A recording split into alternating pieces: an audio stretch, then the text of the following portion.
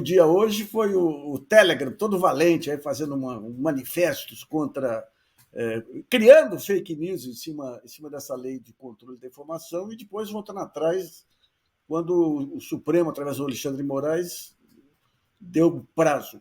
A nossa entrevistada agora é Helena Martins, professora especialista na área aí. Desculpe de tê-la feito esperar esse tempo aí, Helena. Como é que você analisa esse episódio do Telegram? De forma alguma, Nassif, boa noite a todas e todos. Prazer voltar aqui também ao GGN. E, na verdade, eu vinha ouvindo o Beluso e lembrando que é um problema que está absolutamente conectado, porque boa parte, inclusive, do tamanho adquirido pelas plataformas digitais em âmbito mundial vem da financiarização. Tem vários problemas envolvidos também nessa produção, né, de tecnologias, no uso de tecnologias para mudanças, inclusive no mundo do trabalho. Então, os temas são bem correlacionados. É impossível, eu acho, entender o capitalismo de hoje sem considerar, por um lado, a dinâmica da financiarização e, por outro lado, também essa plataformização. Bom, hoje a gente teve essa decisão, né, do ministro Alexandre de Moraes em relação ao Telegram e acho que, em primeiro lugar, assim, colocar que, mais uma vez, a gente vê o poder econômico e um poder comunicacional também nessas plataformas sendo exercido, né? É absolutamente sem nenhum comparativo assim, com o que a gente tem, né? Quer dizer, uma empresa que publica publicidade como o Google fez, outra como o Twitter fez, né, que bloqueia conteúdos favoráveis ao PL 2630, no caso do YouTube, recomendando vídeos favoráveis apenas a uma leitura, né, que associa o PL à censura, o que é um absurdo, e agora, né, a gente tem uma série de reações a essas movimentações. Acho que, de um ponto de vista, assim, a decisão ela acerta ao colocar em xeque esse poder econômico das plataformas e a forma como elas têm exercido. Por outro lado, também acho que a lógica do judiciário vai demonstrando a necessidade de uma regulação. Na decisão do ministro Alexandre de Moraes, a gente teve que, se elas não fizessem mudanças, né, retirassem aquele conteúdo e postassem um outro conteúdo, né, de resposta, em até 1 hora, o serviço seria suspenso, como de fato foi. E aí, realmente, acho desproporcional a suspensão total de um aplicativo que nós usamos para várias coisas, inclusive articulações, inclusive obtenção de informações. Então, esse tipo de medida, né, para mim, fala da necessidade de regulação para que a gente possa ter um procedimento organizado e que as sanções, inclusive, sejam proporcionais e avaliadas, né, sem essa pressa do calor dos acontecimentos. Agora, o que chama atenção é que, no caso aí do Telegram, ele tem um concorrente direto aí, que é o WhatsApp, e outros que estão surgindo por aí, né? Ou seja, do ponto de vista de empresarial, de negócio mesmo aí, essa ameaça dele de sair do Brasil aí seria uma tolice sem tamanho da parte dele, né? Para todas essas plataformas, na verdade, o mercado brasileiro é um mercado central, né? Porque nós somos um país continental e que usamos muito rede social, né? Os índices de acesso no Brasil são muito superiores, assim como na América Latina, em relação aos países do norte global. Então, de fato, elas não vão sair do Brasil, o que elas querem é seguir operando aqui, né, com todas essas possibilidades de manipulação, de interferência, né, a favor dos seus próprios interesses. Mas não acredito em nenhuma saída, inclusive elas desmentiram, né, informações que circularam de que iriam sair do país. Isso aí é mais terrorismo do que qualquer possibilidade de realidade. É isso. Helena, é possível fazer uma regulação dessas plataformas que não seja no âmbito multilateral? É possível um país individualmente fazer essa regulação, ter eficácia nessa regulação?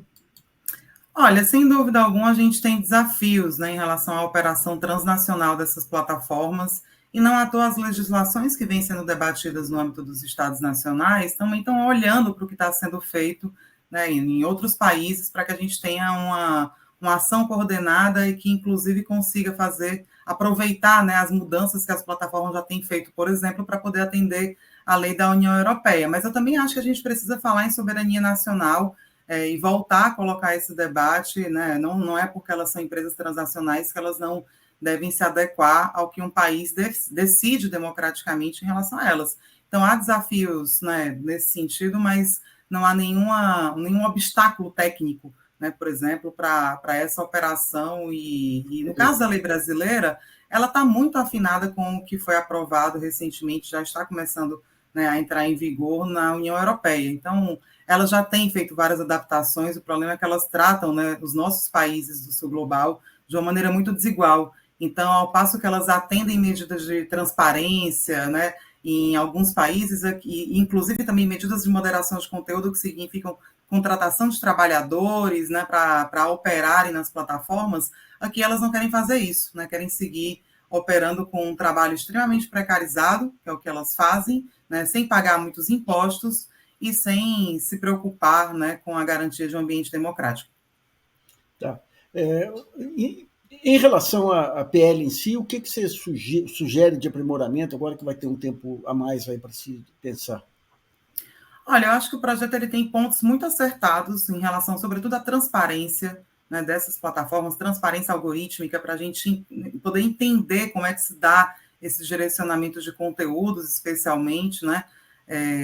Tem medidas importantes de devido processo, né, para impedir que as plataformas, por exemplo, derrubem o conteúdo de um usuário e esse usuário não possa sequer questionar essa medida da plataforma, né, se ela tiver um erro, especialmente. Mas, por outro lado, também o projeto ele incorporou, né, nessas lutas em torno da sua elaboração algumas medidas que já estão, né, sendo revistas, como é o caso, né, da remuneração do jornalismo e também da questão dos direitos autorais. Essa já deve ser objeto, inclusive, de um outro projeto de lei que já está em discussão no Congresso. Então, acho que esse é um passo importante para a gente ir aprimorando, mas centralmente a questão-chave e que passa, né, pela nossa capacidade de fazer o enfrentamento, discutir política de comunicação seriamente no país, é a criação de um modelo regulatório, né? Esse é um ponto que o projeto, né, havia uma previsão na proposta do governo, né, apresentada em março à sociedade da criação de uma entidade autônoma de supervisão, por conta das pressões, né, o relator retirou essa previsão, deixou para uma regulamentação posterior, mas eu acho que esse é um ponto central, porque se não houver um órgão regulador, e de preferência, né, eu prefiro tratar como um modelo regulatório que envolva outras instâncias, como o Comitê Gestor da Internet, que pense uma participação da sociedade, a lei pode perder, né, em muito da sua aplicação. Helena, deixa eu ler uma mensagem que eu acabei de receber aqui, de um sujeito chamado Telegram. E ele diz o seguinte: por determinação do Supremo Tribunal Federal, a empresa Telegram comunica. A mensagem anterior do Telegram caracterizou flagrante e ilícita desinformação, atentatória ao Congresso Nacional, ao Poder Judiciário, ao Estado de Direito e à democracia brasileira, pois fraudulentamente distorceu a discussão e os debates sobre a regulação dos provedores de redes sociais e de serviços de mensagem privada, na tentativa de reduzir e instigar o usuário a coagir os parlamentares. A gente vê um valentão se curvar assim, dá um prazer adicional, viu? Essa foi uma determinação, né, da decisão do ministro Alexandre de Moraes, né, deles postarem essa mensagem, que é uma mensagem bem franca e direta, me fez lembrar aquele caso da Globo, né, quando a Globo teve que dar o direito de resposta para o Brizola e lendo no Jornal Nacional uma nota denunciando o golpe da Globo. É isso, a gente está falando de desigualdades de informação, né, e ainda bem que as pessoas tiveram possibilidade de receber essa mensagem e ter um contraponto, porque sem isso não haveria contraponto. É isso. Deixa eu chamar a Mariana de novo aqui para pegar as questões aí, Maricota. É fantástica, viu? Essa decisão tem esse elemento interessante, né? Forçar o direito de resposta e falar que o direito de resposta é importante, né? É um direito da democracia. E o direito de resposta dizer que eles estavam atentando contra a democracia.